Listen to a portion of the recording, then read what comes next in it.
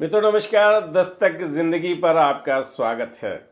दस्तक जिंदगी से पहले आप दस्तक मीडिया पर महाराज जी की कथाएं सुनते हैं, साक्षात्कार देखते हैं, महाराज जी के भक्त से मुलाकात होती है, उनसे हम आपसे मिलवाते हैं। एक सुझाव बहुत दिनों से आ रहा, बहुत भक्तों का आ रहा है, महाराज जी के भक्तों का आ रहा है। महाराज जी के भक्तों की इच्छा है कि जिनका हम साक्षात्कार लेते हैं, इंटरव्यू लेते हैं, तो बीच बीच में कट जाते हैं, हम एपिसोड में देते हैं। वो चाहते हैं कि एक साथ बात हो और जो बात हुई है हम एक बार सुन सकें। तो मित्रों, दस्तक जिंदगी पर हम आपको ये अनुपम भेंट देने जा रहे हैं इस नए वर्ष 2024 में कि महाराज जी के भक्तों का एक साथ साक्षात्कार आपको हम देंगे। जो इंटरव्यू लेंगे उनको भी एक साथ हम देंगे और आप एक साथ सुन सकेंगे। और बिना किसी, जैसे जब बात करते ना, तो जब बीच में बात कट जाती है, दूसरे एपिसोड का इंतजार करना पड़ता है, तो ऐसा लगता है कि एक बहुत मन चाहे एपिसोड में ब्रेक हो गया हो। तो बिना एड ब्रेक के, ठीक है ना, तो हम आपके पास भेज रहे हैं महाराज जी के साक्षात्कार की एक श्रृंखला, जिसमें आप फुल एपिसोड देखेंगे, ठीक है ना। तो आइए, सीरीज का द्वितीय सुमन प्रदीप दीक्षित जी यानी महाराज जी के अनन्य भक्त, महाराज की विशेष कृपा पाए कानपुर निवासी प्रदीप दीक्षित जी की बातचीत को सुनते हैं एक साथ। मैं प्रदीप दीक्षित का खुद का एक अनुभव सबसे पहले पूछूंगा कि आप अस्पताल में क्यों भर्ती हुए थे, क्या हुआ था? मैं 1964 की बात बता रहा हूँ आपको जी। सन 64 में मैं नैनीताल में बिरला विद्या मंदिर में पढ़ता था जी। फुटबॉल खेलते खेलते जी। मैं पहाड़ पे नीचे गिर गया, चला गया। फुटबॉल खेलते खेलते पहाड़ से नीचे गिर पलट गया, चला गया, पहाड़ी पे सरक गया जी। तो वहाँ मेरे पैर में गंभीर चोट लगी, फ्रैक्चर हो गया जी। स्कूल की तरफ से मुझको रामजय हॉस्पिटल नैनीताल में एडमिट कराया गया। जी। तो वहाँ पे मेरा इलाज शुरू हुआ।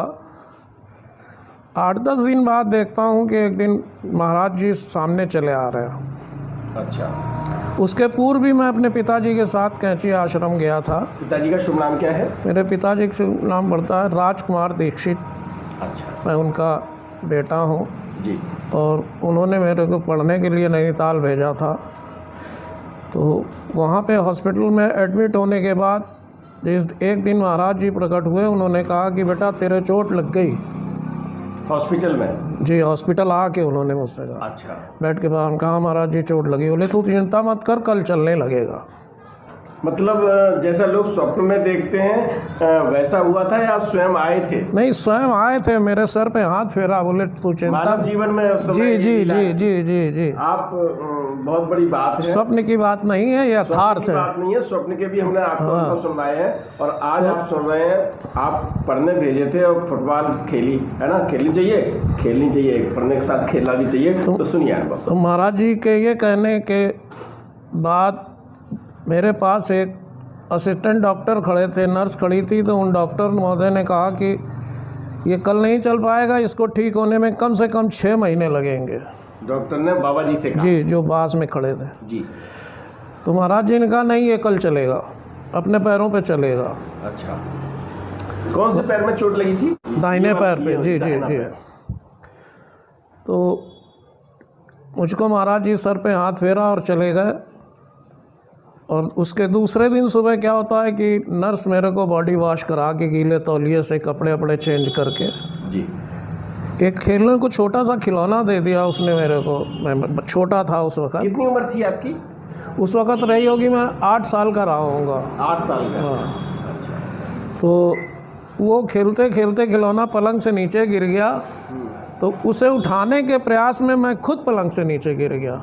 पैर में चोट? अच्छा, वो सारा स्ट्रक्चर बंधा हुआ था, उसको ऐसे पकड़ के उठाने के चक्कर में बेड से नीचे गिर गया। तो डॉक्टर और नर्स सब चिल्लाए, पेशेंट बेड से गिर गया, पेशेंट बेड से गिर गया। तो उठाने के लिए दौड़े। तब तक मैं देखता हूँ कि दोबारा महाराज जी आ गए। अच्छा। Next day. अच्छा। उन्होंने कहा इस बच्चे को कोई मत छुओ, उठाओगे नहीं? उठाओ नहीं, ये अपने ताकत से उठेगा। डॉक्टर बोला इसकी टांग खराब हो जाएगी। बोले नहीं, कुछ नहीं होगा। फिर महाराज जी ने मुझसे कहा कि बेटा चलने का प्रयास करो, हिम्मत करो, उठो। मैंने बेड पकड़ के किसी तरीके उठने का प्रयास किया। महाराज जी ने पूछा बेटा दर्द तो नहीं हो रहा? मैंने कहा नहीं हो रहा महाराज जी।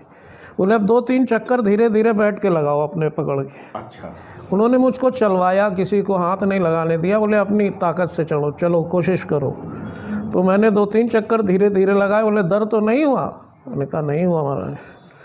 तो बोले अब तू चिंता मत कर, तू ठीक हो गया। ठीक हो गया। तेरी घर से कल गाड़ी आएगी, तेरी बड़ी बहन की शादी है, तो कानपुर चले जाना। आप कानपुर के ही रहने वाले हैं? जी, प्रॉपर कानपुर के रहने वाले हैं। उस वक़्त मैं वहाँ पढ़ता था जी। तो दूसरे दिन मेरे यहाँ की गाड़ी आ गई, मेरे मामा जी आ गए। उन्होंने कहा कि भैया घर ले चलना है तुमको, दीदी की शादी है। तो मैंने उनसे कहा कि हाँ मुझे पता है, महाराज जी ने बताया। बोले महाराज जी ने बताया? महाराज जी कब आए? हम कहा कल भी आए थे, परसों भी आए थे, और ऐसी ऐसी घटना घटी है महाराज जी की मेरे साथ जी। तो वो बोले, मेरे मामा जी बोले, वो भी जाते थे मेरे पिताजी के साथ, बोले भैया तुमको आशीर्वाद मिल गया, अब तुम ठीक हो गए। तो उन्होंने डॉक्टरों से वार्ता करी कि इनकी छुट्टी कर दी जाए। तो डॉक्टरों ने रिफ्यूज़ कर दिया कि हम आपके कहने से इनकी छुट्टी नहीं कर सकते। स्कूल मैनेजमेंट ने इनको एडमिट किया, वहाँ से लिखवा के लाइए तब ये छुट्टी रिलीज़ करेंगे जी। तो वो दूसरे दिन स्कूल जाके वहाँ से लिखवा लाए। तो उसके बावजूद डॉक्टरों ने मेरे पक्का प्लास्टर बांधा और दवा का पूरा फाइल बनाई कि ये इलाज चलेगा, ऐसे ऐसे दवा खानी है आपको जी। तो जुलाई का महीना था, मैं यहाँ आ गया कानपुर। यहाँ बहुत गर्मी थी, गर्मी की वजह से परेशानी हो रही थी। प्लास्टर मैंने पूरा खोल दिया जी। मेरी मदर ने देखा कि इसने तो पूरा प्लास्टर निकाल दिया है, तो उन्होंने फादर को इन्फॉर्म कराया कि इसने तो पूरा प्लास्टर ही अपना निकाल दिया। तो मेरे फादर ने डॉक्टर को भेजा, घर डॉक्टर आए, उन्होंने मुझको चलाया कि बेटा चलो थोड़ा उठो बैठो देखें। तो उन्होंने मेरी मदर से कहा कि बहन जी इसके तो कोई चोट नहीं, प्लास्टर क्यों लगाया गया इनके? तो मेरी मदर ने कहा भैया पता नहीं, और ये इलाज चल रहा है। फाइल दे दी उनको। उन्होंने पूरा बड़ा बोली बहन जी इतने बड़े हॉस्पिटल की ये फाइल है, फाइल कहती है कि इसको गंभीर चोट है, गंभीर चोट है, सीरियस। और मैं जो अपनी आँख से देख रहा हूँ वो लग रहा है कि इसको कभी चोट ही नहीं लगी। तो मेरी मदर ने कहा भैया अब आप रहने दीजिए, हमारी समझ में आ गया। तो वो दिन है और आज का दिन है, मेरे कभी उस पैर में तकलीफ़ नहीं हुई, दर्द नहीं हुआ जीवन में। अभी कोई दर्द नहीं? कभी नहीं, अभी तक नहीं हुआ। वर्तमान में 66 साल पूरा कर चुका हूँ और कोई कष्ट नहीं है। 66 साल मुझे लगता है ये बात सही नहीं बोल रहे हो, लेकिन हाँ उम्र तो पता है। तो मेरी डेट ऑफ बर्थ 11 जनवरी सन 55 है। नहीं मैं बता रहा हूँ। और मैं जब भी कैंची आश्रम जाता हूँ तो यहाँ अपनी गाड़ी से जाता हूँ, कोई ड्राइवर नहीं, खुद सेल्फ ड्रिवन है। 600-700 किलोमीटर पर डे आज भी गाड़ी चलाने की कैपेसिटी में हूँ, इसलिए रेगुलर कैंची प्रयास मेरा अब ये है पिछले 2 साल से कि मैं हर महीने जाने का प्रयास करता हूँ। आपको मैंने एक कथा सुनाई थी यही कि एक बालक किस तरह से फुटबॉल खेलते खेलते गिर गया था, फिर महाराज जी उस हॉस्पिटल में उसे देखने गए, किस तरह से वो गिरा बेड से और किस तरह से उसके साथ क्या हुआ। और आज हमने उस बालक को ढूंढ निकाला है ना। मैं बालक, अभी डेट ऑफ बर्थडे बताइए, मैं तो बालक ही कहता हूँ इसलिए क्योंकि जीवन में हर आदमी बालक के रूप में बना रहे तो वो आनंद से रहता है। दीक्षित जी आपने ये अनुभव सुनाया, हम आपका हृदय से आभार व्यक्त करते हैं। और सच में ये बातें, कभी आपकी ज़िंदगी में कभी कोई चोट होती है, आपको कोई दर्द होता है, तो आप बिल्कुल इसी तरह याद कीजिएगा, महाराज जी आएंगे। और आपके वैवाहिक जीवन में आपकी धर्म पत्नी के साथ एक घटना हुई थी। दीक्षित जी मैंने सुना है कि आपकी धर्म पत्नी का ऑपरेशन होने जा रहा था, क्या था, क्या हुआ था? मेरी धर्म पत्नी को हार्ट की प्रॉब्लम हुई। पिछले 2-3 साल से ये होता चला आ रहा था कि 1 ब्लॉकेज है, 2 ब्लॉकेज है, 3 ब्लॉकेज है। जब तीसरा ब्लॉकेज डेवलप हुआ तो हमारे जो डॉक्टर थे उन्होंने कहा कि अब आप लापरवाही कर रहे हैं, इसका इमीडिएट ऑपरेशन होगा, स्टंट पड़ेंगे, आप तुरंत इसका काम को कराइए वरना लाइफ रिस्क हो जाएगा। मैंने कहा ठीक है। आप करिए क्या क्या करना है। इत्तेफाक से वो दिन, जिस दिन ऑपरेशन होना था, मंगलवार था। तो मैंने एक 4 लाइन की पत्री महाराज जी के नाम लिखी। पत्री मीन्स लेटर? हाँ। तो लोग बाग समझ जाएंगे जन्म पत्री लिखने लगे। तो कुछ नीम करोरी से सोमवार को कुछ भक्त लोग आए थे, फरखाबाद नीम करोरी से, जितेंद्र शर्मा जी, पंकज पाठक जी, उनके साथ 2-3 लोग और।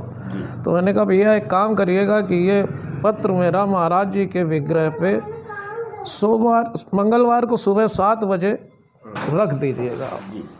ये मेरी रिक्वेस्ट है, महाराज जी से प्रार्थना है। और 9 बजे ऑपरेशन होना था।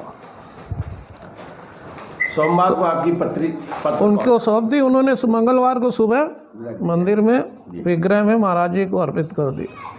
9 बजे मंगलवार को ऑपरेशन होना था। सारी तैयारी हो गई, पैसे जमा हो गए, सब काम हो गया। और ऑपरेशन थिएटर में पत्नी को ले जाया गया, सारी जांच हो गई। और जैसे ही उन्होंने कट लगाना स्टंट के लिए ऑपरेशन की प्रक्रिया शुरू की, वैसे ऑपरेशन थिएटर में पहुंच गई, बेड पे आ गई कि ओटी पे, टेबल पे, कि अब ये शुरू होना है। कब की बात है ये? कितने? ये अभी 2 साल की बात है। 2 साल पहले की? हाँ, 2 साल पहले ही, यानी 2018 या 19? हाँ जी। तो वो जैसे ही डॉक्टर ने स्क्रीन पे देखा कि कहाँ तक मुझको स्टंट ले जाना है, क्या करना है, ब्लॉकेज खोलना है, वैसे ही डॉक्टर तुरंत चिल्लाया अपने असिस्टेंट से, अरे कट तो नहीं लगाया, कट तो नहीं लगाया। बोले सर नहीं, बस लगाने जाना। बोले कुछ मत करना। उसके बाद डॉक्टर साहब ने फिर दोबारा कंप्यूटर पे चेक किया, उनको कोई भी ब्लॉकेज नज़र नहीं आया। बीमारी गायब। वो बड़े परेशान से बाहर आए, मेरे जानने वाले थे जी। उन्होंने कहा डॉक्टर साहब क्या हुआ? बोले मैं ये नहीं समझ पा रहा हूँ मुझसे गलती कहाँ हुई। गलती कहाँ हुई? इतने दिन से इलाज कर रहे हैं कि 3 ब्लॉक थे और कल तक की ये रिपोर्ट है। अभी क्या हुआ कि एकदम से बिल्कुल क्लियर है। तो मेरी समझ में नहीं आ रहा। तो मैंने कहा डॉक्टर साहब मेरी समझ में आ रहा है। मेरी समझ में आ रहा है। अब क्या करना है ये बताइए। बोले अब कुछ नहीं करना है, मैं आंटी को बाहर भेज रहा हूँ और ठीक है, थोड़े दिन दवा चलेगी फिर देखेंगे। उसके बाद तब से आज तक वो रेगुलर चेक करते हैं हर 2-3 महीने में।